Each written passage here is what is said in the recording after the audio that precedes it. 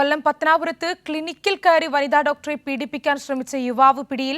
പത്തനാപുരം കാരമൂട് സ്വദേശി സൽദാനാണ് അറസ്റ്റിലായത്. വനിതാ ഡോക്ടറുടെ വായിൽ തുണി തിരുകി കയറ്റിയ ശേഷം പീഡിപ്പിക്കാൻ ശ്രമിക്കുകയായിരുന്നു. വിവരങ്ങളുമായി രാജ്കുമാർ ചേരുന്നുണ്ട്. രാജ്കുമാർ, എപ്പോഴായിരുന്നു സംഭവം? എങ്ങനെയൊക്കെയാണ് മറ്റു വിവരങ്ങൾ?